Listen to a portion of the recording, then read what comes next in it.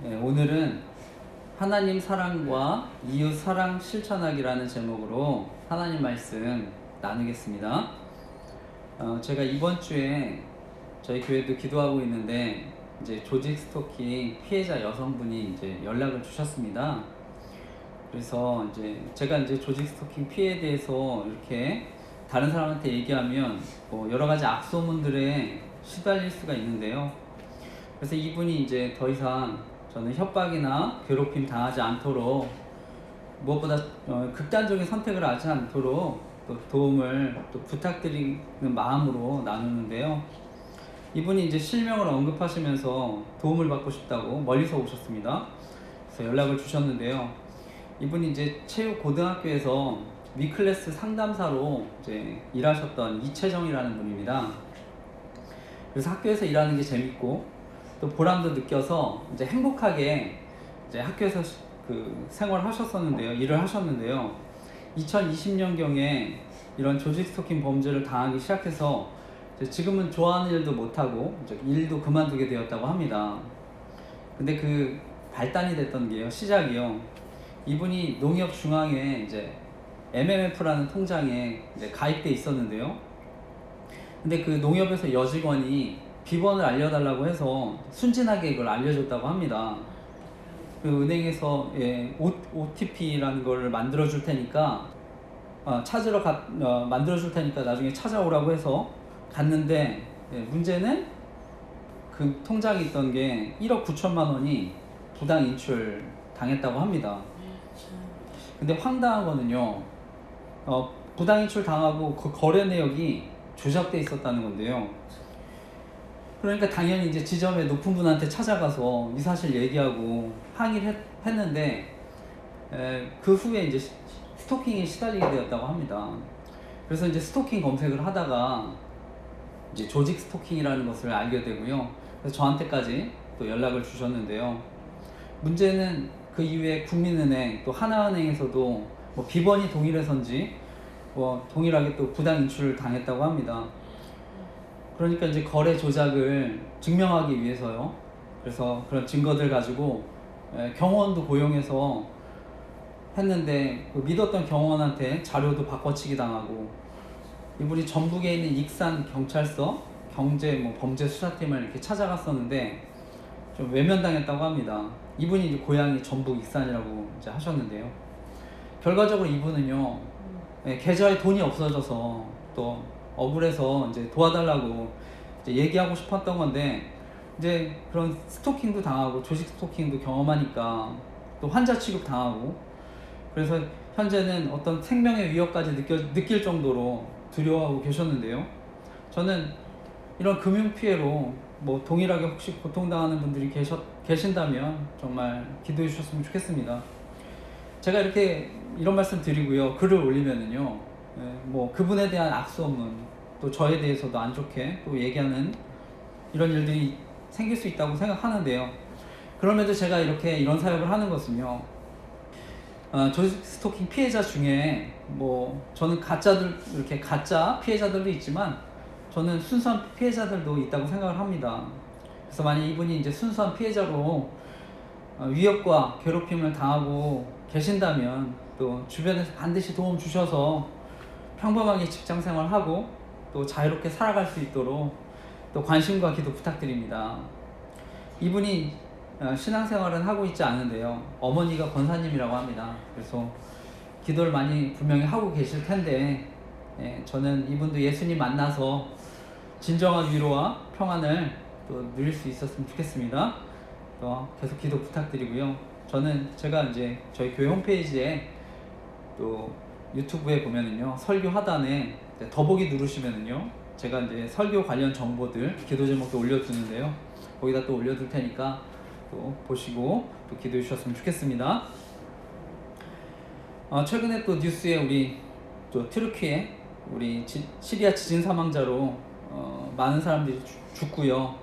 또 이렇게 날씨가 추워지는 가운데 또 갈 곳 잃은 이재민들 또 위해서 또 기도해 주셨으면 좋겠고요.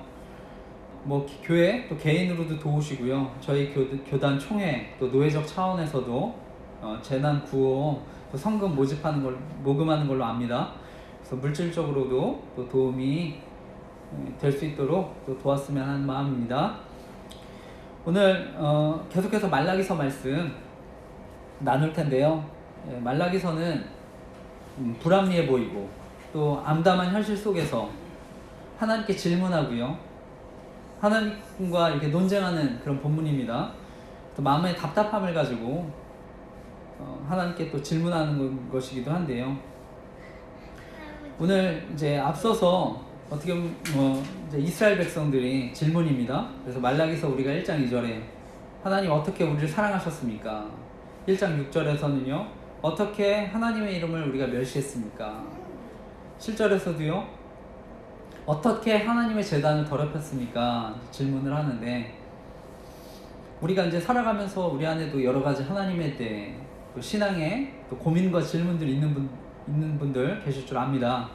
그래서 우리가 이번 한 주간도 또 하나님 앞에 나아가 우리가 응답받고 또 하나님께서 가장 좋은 길로 인도해 주시도록 기도하는 저와 여러분 되시기를 축복합니다. 오늘 또 나누고 싶은 교훈 하나는요, 오늘 11조가 하나님 사랑과 이웃 사랑을 실천하는 방법이라는 것입니다. 예, 절 따라해 주시겠습니까? 11조는 하나님 사랑과 이웃 사랑을 실천하는 방법입니다. 다시 한번요. 11조는 하나님 사랑과 이웃 사랑을 실천하는 방법입니다. 네, 오늘 그 2장 17절에는요, 다시 이스라엘의 질문이 시작됩니다. 우리 2장 17절 말씀 다시 한번 읽어보겠습니다. 시작. 너희가 말로 여호와를 괴롭게 하고도 이르기를 우리가 어떻게 여호와를 괴롭혀 드렸나이까 하는도다. 이는 너희가 말하기를 모든 악을 행하는 자는 여호와의 눈에 좋게 보이며 그에게 기쁨이 된다 하며 또 말하기를 정의의 하나님이 어디 계시냐 함이니라. 아멘. 오늘 이스라엘의 질문이 무엇입니까? 우리가 어떻게 하나님 괴롭혔습니까? 그리고 정의의 하나님, 공의의 하나님은 대체 어디 계십니까? 우리가 이들의 질문은요, 우리가 분명히 두 눈 뜨고 이렇게 악이 행해지는 것을 보고 있는데 하나님의 공의, 하나님의 정의는 어디 있습니까? 이렇게 질문하는 것이죠. 이어진 하나님의 대답입니다. 말라기 3장 1절 같이 이어서 읽어보겠습니다. 말라기서 3장 1절 시작. 만군의 여호와가 이르노라. 보라, 내가 내 사자를 보내리니 그가 내 앞에서 길을 준비할 것이요 또 너희가 구하는 바 주가 갑자기 그의 성전에 임하시리니 곧 너희가 사모하는 바 언약의 사자가 임하실 것이라. 아멘. 이때 하나님의 대답이 무엇입니까? 어떻게 우리가 하나님 괴롭게 했습니까? 정의와 공의의 하나님 어디 계십니까? 이렇게 질문했을 때 하나님의 대답, 내가 사자를 보내겠다고 말씀하는 것입니다. 내 앞에서 길을 예비할 것이라고 말씀하는데요, 여기서 내 사자, 그것이 누구인지는요 이제 신약에 와서 우리가 알 수 있는데요, 마태복음 11장 10절 예수님 말씀입니다. 제가 읽겠습니다. 기록된 바 보라, 내가 내 사자를 내 앞에 보내노니 그가 내 길을 내 앞에 준비하리라 하신 것이 이 사람에 대한 말씀이니라. 아멘. 여기서 말하는 이 사람이 누굽니까? 네, 잘 아는 대로 바로 세례 요한입니다. 그래서 예수님은요, 세례 요한이 주의 오실 길을 예비할 것이라고 말씀합니다. 그래서 실제로 세례 요한은요, 요단강에서 수많은 사람들에게 물로 세례를 베풉니다. 그리고 이것은 장차 예수님이 성령으로 세례를 베푸실 것을 또 준비했던 것인데요, 그러니까 하나님의 거룩한 자녀로 거듭나게 하기 위해서 세례를 베푸는 것을 미리 세례 요한을 통해서 나타내 주셨습니다. 이처럼 세례 요한이요, 예수님 오실 길을 준비하고요, 그리고 나중에 마침내 예수 그리스도가 언약의 사자로 이 땅에 오셨습니다. 그래서 언약의 사자가 임하실 것이라는 것, 바로 하나님 또 이스라엘 백성 사이에 깨진 언약 관계, 그것을 회복시킨다는 말씀입니다. 그래서 언약의 사자로 오시는데요, 이사야 55장 3절 또 예레미야 31장 31절에서 34절 말씀이 있는데 이사야 55장 3절 찾아서 여러분 읽어주시고요. 제가 예레미야 31장 31절에서 34절을 제가 읽겠습니다. 여러분들이 이사야 55장 3절 말씀 같이 여러분 찾아주셨으면 좋겠습니다. 찾으셨으면 같이 읽겠습니다. 시작.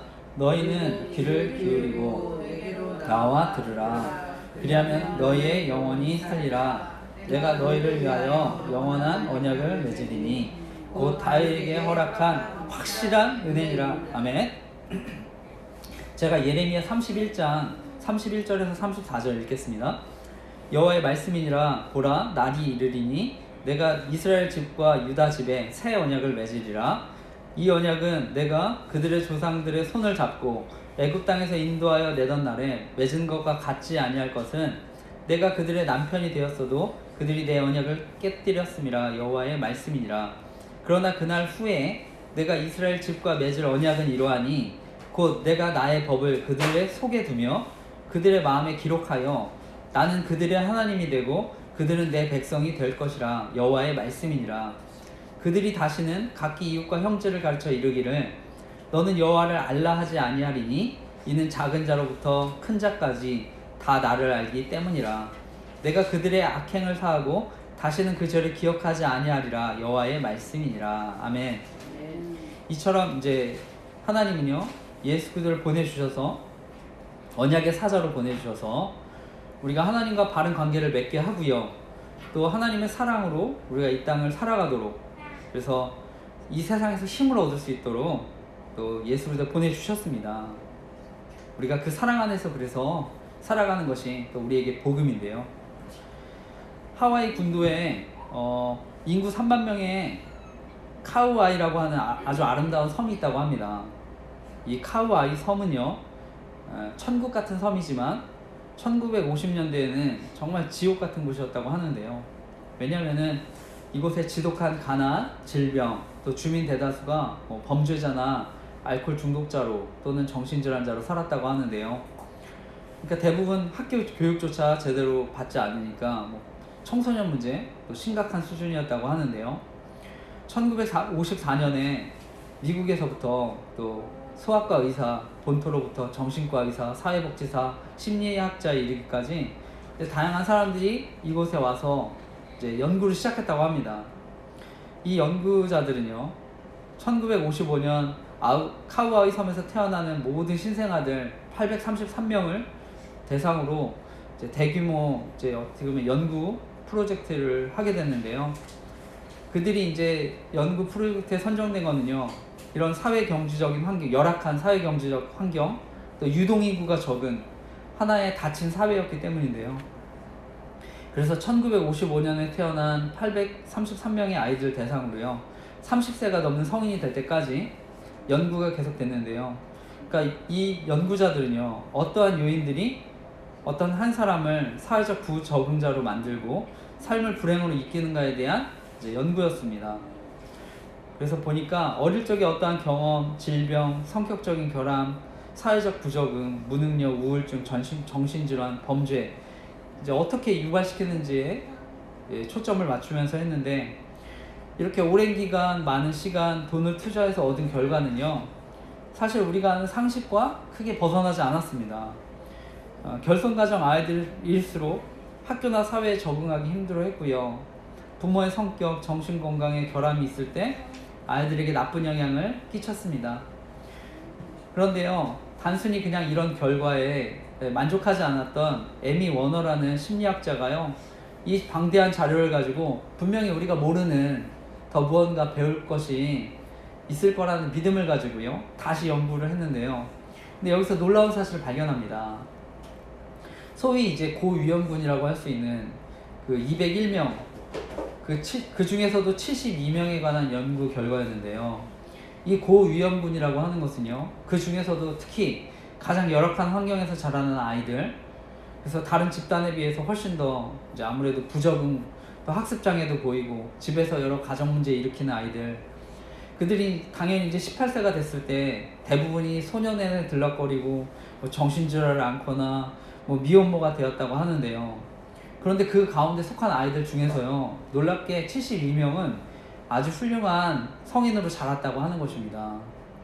그러니까 워너 교수가요, 이 40년에 걸친 이제 연구들을 정리하면서 발견한 중요한 사실은요, 아무리 어렵고 힘든 상황 가운데서도 꿋꿋이 또 바르게 성장한 그 아이들은요, 예외 없이 하나의 공통점이 있었다고 합니다. 그것은요, 바로 그 아이의 입장에서 무조건적으로 이해해주고 받아주는, 사회에서 자신의 얘기를 들어주는 어른이 적어도 한 명은 꼭 있었다는 것입니다.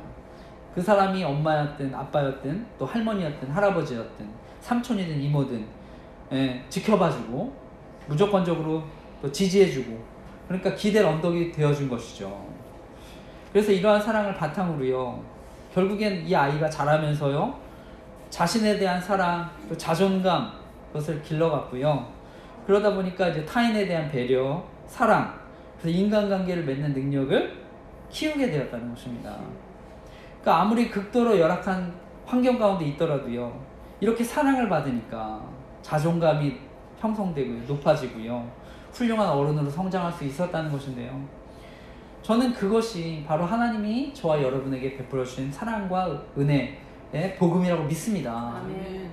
그래서 저와 여러분은요, 바로 그 하나님의 정말 무조건적인 은혜와 사랑 우리가 받았기 때문에 또 이 자리에 이렇게 변화돼서 예배드리고 계신 줄 믿습니다. 아멘. 그래서 우리 주변에요, 우리 돌아보면요, 정말 외롭고 힘들어하는 이웃이 있습니다. 아무도 자신의 이야기를 들어주지 않고 방황하는 이들, 우리가 정말 그들이 하나님의 사랑을 경험할 수 있도록 우리가 정말 도울 수 있는 저와 여러분 되시기를 간절히 기도하고 축복합니다. 아멘. 그래서 정말 한 사람의 영혼이 변화되고 정말 구원받는 놀라운 역사가 있기를 간절히 기도하고 축복합니다. 아멘. 우리 이어지는 2절에서 5절은요, 예수 그리스도가 다시 오실 때 이루실 일들, 그것에 대한 말씀인데요. 우리 2절에서 5절 말씀, 그것도 이어서 읽어보겠습니다. 말라기서 3장 2절에서 5절 시작. 그가 임하시는 날을 누가 능히 당하며 그가 나타나실 때에 누가 능히 서리요. 그는 금을 연단하는 자의 불과 표백하는 자의 잿물과 같을 것이라. 그가 은을 연단하여 깨끗하게 하는 자 같이 앉아서 레위 자손을 깨끗하게 하되 그 문 같은 그들을 연단하리니 그들이 공의로운 제물을 나 여호와께 바칠 것이라. 그때 유다와 예루살렘의 봉헌물이 옛날과 고대와 같이 나 여호와께 기쁨이 되려니와 내가 심판하러 너희에게 임할 것이라.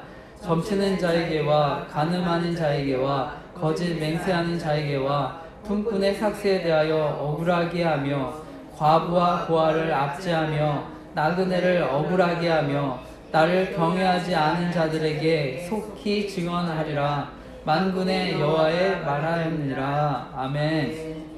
오늘 예수 그리스도가 다시 오실 때, 또 하나님께서 다시 오실 때 어떤 일들 이루시는지 말씀하는데요, 바로 불과 표백하는 자의 잿물과 같을 것이라고 말씀합니다.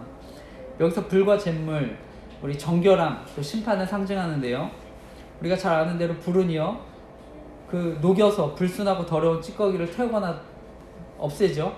또 잿물은 우리가 물 속에서 풀었을 때 뭐 옷감들을 깨끗하게 표백하는 기능을 갖고 있습니다.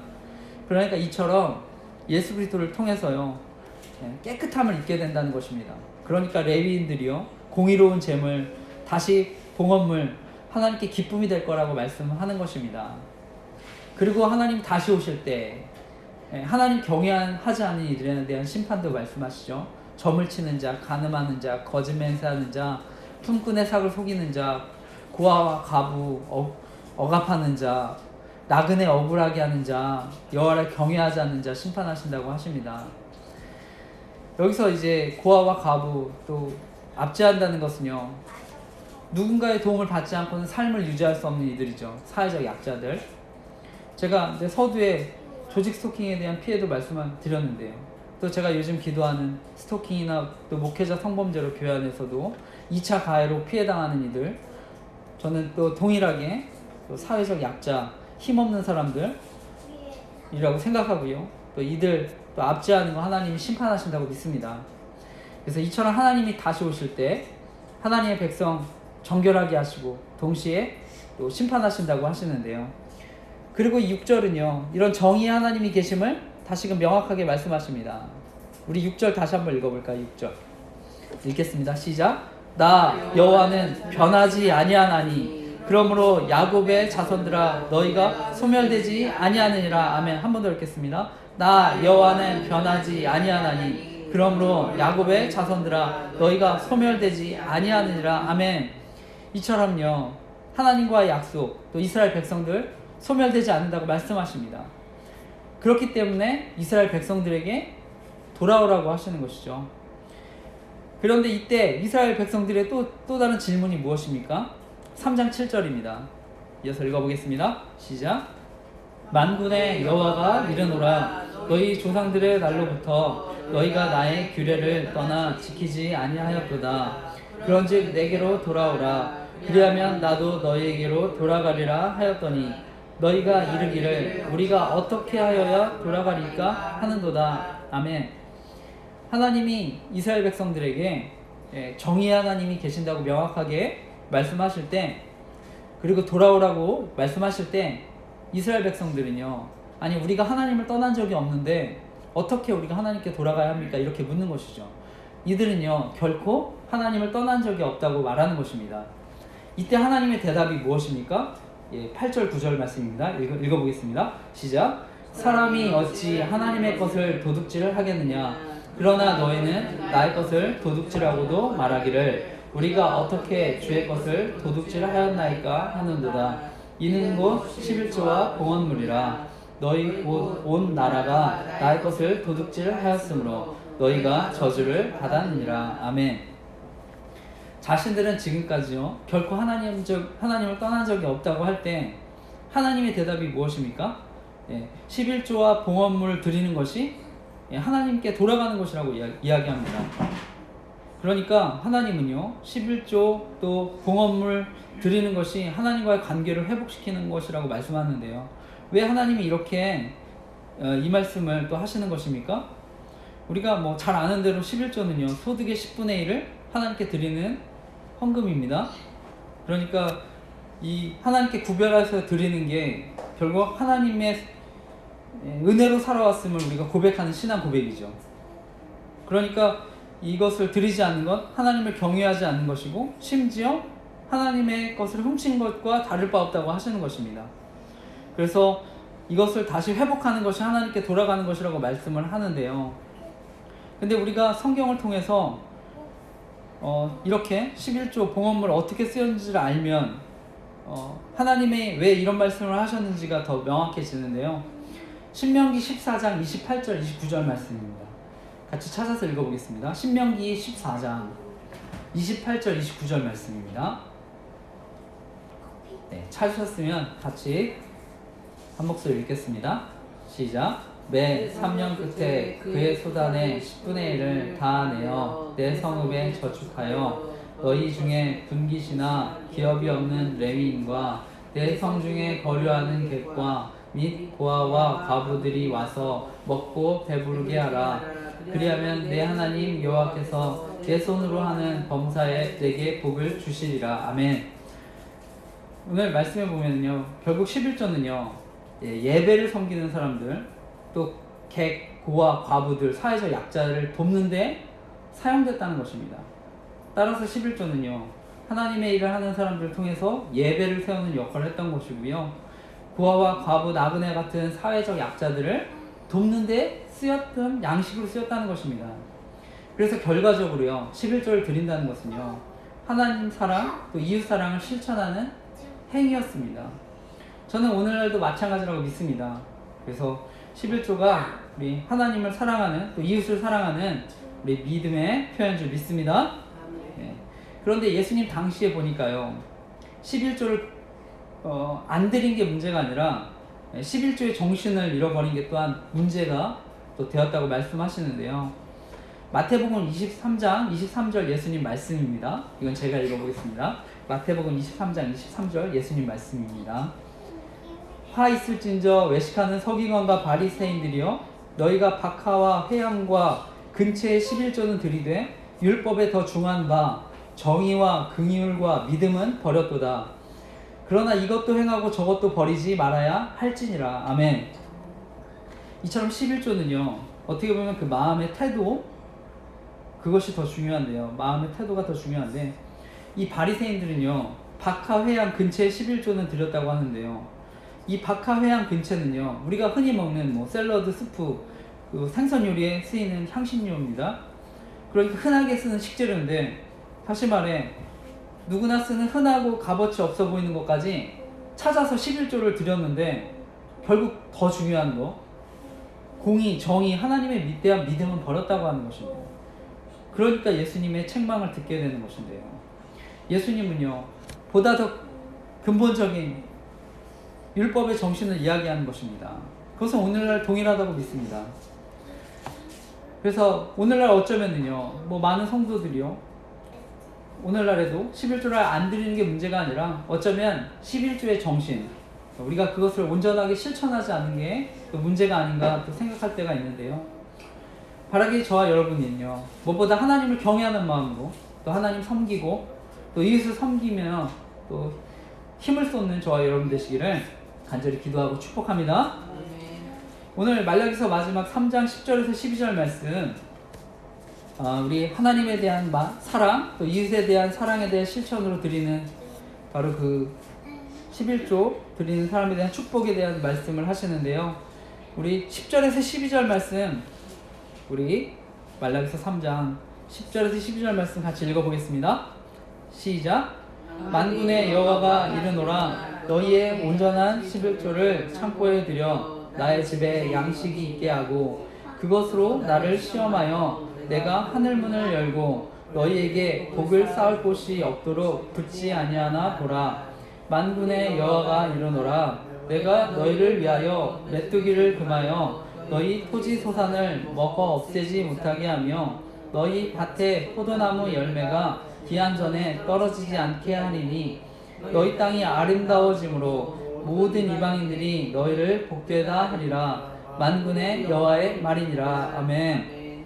예, 하나님이 주시는 축복은요 하늘문을 열고 복이 쌓을 곳이 없도록 부어주신다고 하시는데요, 여기서 하늘문은 은혜를 상징합니다. 하늘의 비를 상징했는데요, 당시 이스라엘 백성들 또 온전한 11조를 드리지 않게 됨으로써 아마 가뭄이 상당 부분 이게 진행돼 있었고요. 그러니까 비가 안 내리니까 이제 풍성한 수확을 못하는 것이죠. 그리고 두 번째는요 메뚜기를 금하여 토지 소산물을 먹어 없애지 못하게 하고 밭에 포도나무 열매가 떨어지지 않게 하신다고 하셨는데요, 이것은 우리의 재산, 건강, 손해나 손실 입지 않도록 지키고 보호하신다고 하는 하나님 약속입니다. 그리고 마지막 세 번째로요 너희 땅이 아름다워짐으로 모든 이방인들이 다 복되다 할 것이라고 말씀하는데요, 이것은 결국 주변 사람들로부터 인정과 칭찬을 받게 된다는 것입니다. 우리가 앞서 나눈 대로 결국 11조 헌물은요 이웃을 돕는 것이었습니다. 그래서 주변 사람들로부터 인정과 축복을 받게 된다고 이야기하는 것입니다. 오늘 말씀을 마치면서요, 오늘 말씀 들으시는 분들 가운데 혹시 내가 뭐 온전한 11조를 나는 드리지 못했기 때문에 아직까지 나에게 물질적인 축복을 받지 못한 거 아닌가 또 생각하는 분들이 혹시라도 계십니까? 예. 저는 교회에서 보면서요 이렇게 자라고 보면서 11조 생활을 하시는 분들 가운데 생활이 넉넉하지 못해서 정말 먹을 거 못 먹고 입을 거 못 입고 쓸 거 못 쓰고 또 어렵게 섬기시는 분들도 많이 봤습니다. 또 팔품 같은 거 모아서요 교회에 헌금하시고 섬기시는 분들도 봤습니다. 저는 그분들이 결코 온전한 11조를 드리지 못해서 또 가난하고 힘들게 생활하고 계신다고 생각하지는 않습니다. 우리가 하나님과 이웃을 섬기는데 뭐 물질을 내가 많이 드리지 못했다고 해서 저는 하나님이 덜 사랑하신다고 생각하지 않습니다. 무엇보다 우리가 개인적으로 봤을 때 가시적으로 눈에 보이는 물질적인 축복도 있지만 보이지 않는 축복도 있기 때문인데요, 그래서 저는 어떤 면에서는 보이지 않는 축복이 훨씬 더 중요할 수 있다고 생각합니다. 그리고 우리에게 때로는 고난이요 하나님의 위장된 축복인 줄 믿습니다. 그렇기 때문에 우리 성경에 많은 사람들 봐도요, 제가 좋아하는 고린도후서 6장 10절 말씀입니다. 제가 읽겠습니다. 근심하는 자 같으나 항상 기뻐하고 가난한 자 같으나 많은 사람을 부유하게 하고 아무것도 없는 자 같으나 모든 것을 가진 자로다. 근심하는 자 같으나 항상 기뻐하고 가난한 자 같으나 많은 사람을 부유하게 하고 아무것도 없는 자 같으나 모든 것을 가진 자로다. 아멘. 우리가 때로는요 근심할 수 있고요 또 가난할 수 있습니다. 아무것도 없는 자처럼 살아갈 수 있지만 우리 이 땅에 때로는 그런 물질적인 복이 없는 것 같더라도 또 내가 봤을 때 우리 자신을 바라볼 때 초라한 현실을 살아가는 것 같더라도 또 하나님이 주시는 영적인 축복으로 인해서요 또 날마다 하나님과 동행하며 또 그런 하나님의 위로를 경험하며 그렇기 때문에 정말 아무것도 없는 것 같아도 이 모든 걸 가진 것처럼 이 땅을 살아가는, 그래서 이 땅에서 천국을 누리며 살아가는 저와 여러분 되시기를 간절히 기도하고 축복합니다. 아멘.